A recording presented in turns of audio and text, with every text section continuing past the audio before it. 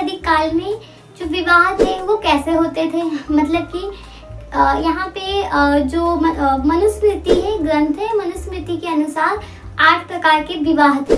तो हम इसमें पढ़ेंगे कि जो 8 प्रकार के विवाह थे वो कौन कौन से थे, और ये भी देखेंगे कि मतलब जो उत्तर वैदिक काल है उसमें जो विवाह की प्रक्रिया थी वो क्या थी।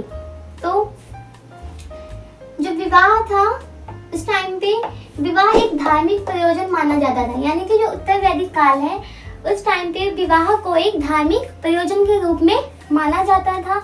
यानी कि कहा जाता था कि जो अविवाहित स्त्री है, यानी कि स्त्री कह लो पुरुष कह लो जो भी, क्योंकि इसमें दोनों ही आ जाते हैं ना, मेल और फीमेल दोनों ही आ जाते हैं। तो जो अविवाहित होते थे उनको यज्ञ करने का अधिकार नहीं होता था, यानी कि जो विवाहित लोग होंगे वही यज्ञ कर सकते थे, क्योंकि यहाँ पे बोला गया था कि जो उत्तर वैदिक काल है उसमें बोला गया था कि जो विवाह था उसको एक धार्मिक प्रयोजन के रूप में माना जाता था। तो इसलिए वहाँ पे जो अविवाहित लोग होते थे वो यज्ञ नहीं कर सकते थे।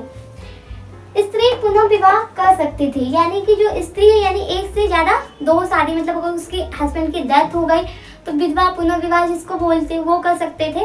तो उस टाइम पे क्या था, यानी कि उत्तर वैदिक काल में स्त्री को पुनः विवाह करने की अनुमति थी, यानी वो दूसरी बार शादी कर सकती थी।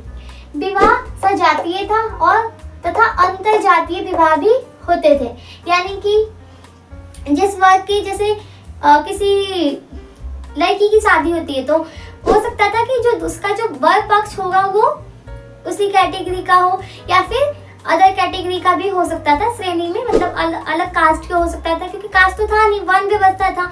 तो वो अंतर जातीय भी था उस टाइम पे और सजातीय, दोनों ही विवाह उस टाइम पे होते थे। अनुलोम तथा प्रतिलोम दोनों प्रकार के विवाह होते थे। स्वगोत्र विवाह पर प्रतिबंध था।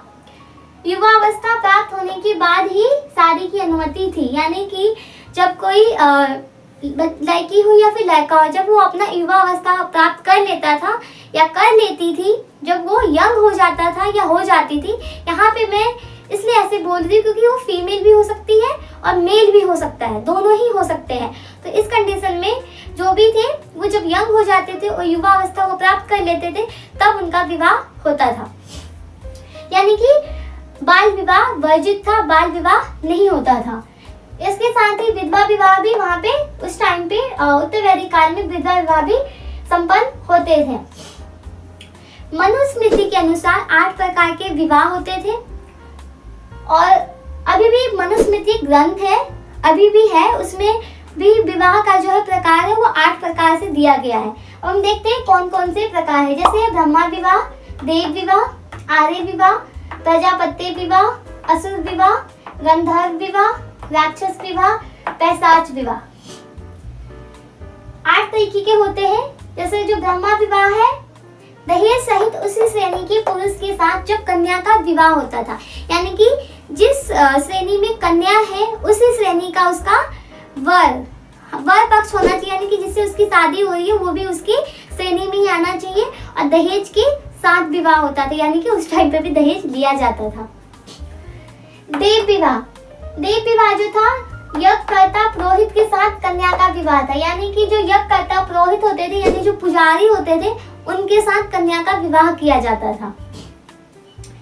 आर्य विवाह, वधु के संरक्षक को एक जोड़ी गाय व बैल देना होता था, यानी कि जो वधु के संरक्षक है उनको एक जोड़ी गाय व बैल देना होता था, यानी कि दहेज के रूप में वो गाय व बैलों को देते थे। प्रजापत्य विवाह, बिना दहेज के योग्य वर से कन्या का विवाह। हाँ, ये विवाह बहुत बढ़िया है, प्रजापत्य विवाह। इसमें क्या था कि बिना दहेज के योग्य वर से, यानी कि बिना दहेज के लड़का अच्छा है, बढ़िया है, उसके साथ कन्या का विवाह किया जाता था। अभी के टाइम में भी ये होना चाहिए, खैर अभी तो और ज्यादा दहेज लेते हैं। आई एम नॉट एग्री, क्योंकि दहेज एक कुप्रथा है और ये बहुत अच्छा था उस टाइम पे भी, वैदिक काल में भी, कि प्रजापत्य विवाह यानी कन्या का जो विवाह होता था वो उसी के मतलब उसके योग्य है और बिना दहेज के उनके साथ कन्या का विवाह किया जाता था, जो कि लड़का है उसके योग्य भी है और दहेज भी नहीं ले रहा है। असुर विवाह ये जैसे राक्षस वाला एक वर्ड है, सुन के लग रहा असुर होगा, राक्षस होगा। इसमें क्या था, इस विवाह में कन्या को उसके पिता से क्रय किया जाता था। क्रय का मतलब होता है खरीदना। इस विवाह में क्या था, असुर विवाह में क्या था कि जो कन्या है, कन्या को उसके पिता से खरीद लिया जाता था। यानी कि वो जो पिता होते थे वो अपने बेटी को बेच देते थे। इस तरीके से यही था, क्योंकि वो खरीद रहा है ना सामने वाला। तो इसमें जो असुर विवाह में क्या था कि वो कन्या को खरीद लेता था उसके पिता से। गंधर्व विवाह, इसमें कन्या तथा वर परस्पर प्रेम विवाह करते थे विदाउट, देखो इसमें क्या था कि विदाउट परमिशन ऑफ पेरेंट्स। यानी कि इसमें ये था, जो कन्या थे यानी कि वर वधू दोनों ही लव मैरिज करते थे। आज के टाइम में जिसको लव मैरिज बोलते हैं, उस टाइम पे भी, उत्तर वैदिक काल में भी ये प्रचलन में था, क्योंकि ये मनुस्मृति में लिखा हुआ है कि उस टाइम पे भी वर वधू ये दोनों ही प्रेम विवाह करते थे और बिना पेरेंट्स को बताए करते थे, और यहाँ तक कि गुप्त रखते थे। देखो इसमें लिखा भी है, इसमें कन्या तथा वर वधू, कन्या को वधू भी बोलते हैं, इसमें कन्या तथा वर परस्पर प्रेम विवाह करते थे और बिना माता पिता की अनुमति के, और यह जो था ये गुप्त रूप से किया जाता था, यानी कि चुपचाप। अभी भी तो लोग करते हैं, गुप्त रूप से चले जाते हैं, शादी करके चले आते हैं। तो ये विवाह उत्तर वैदिक काल से ही प्रचलन में था। राक्षस विवाह, ये भी राक्षस वाला ही वर्ड है। असुर, राक्षस, पिशाच, ये सब एक जैसे वर्ड है। राक्षस का एक पर्यायवाची शब्द है। राक्षस विवाह, कन्या का अपहरण करके उसकी इच्छा के विरुद्ध संपन्न विवाह। इस राक्षस विवाह को ऐसे याद रख सकते हैं, फिल्मों में होता है, जो विलन होता है हीरोइन को किडनैप करता है, फिर उससे जबरदस्ती उसकी मर्जी के बिना शादी करता है।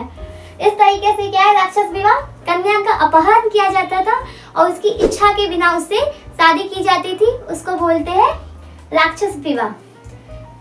फिर 8वां है पिशाच विवाह। ये भी पिशाच भी राक्षस से ही मतलब बना, जैसे कि पर्यायवाची होता है ना, राक्षस, असुर, दानव, पिशाच, ये सब एक जैसे ही वर्ड है। तो इसमें क्या था कि इसमें कन्या को नशा पदार्थ पिलाकर या कोई सोई हुई कन्या से अर्धविच्छिन्न अवस्था में शारीरिक संबंध स्थापित किया जाता था।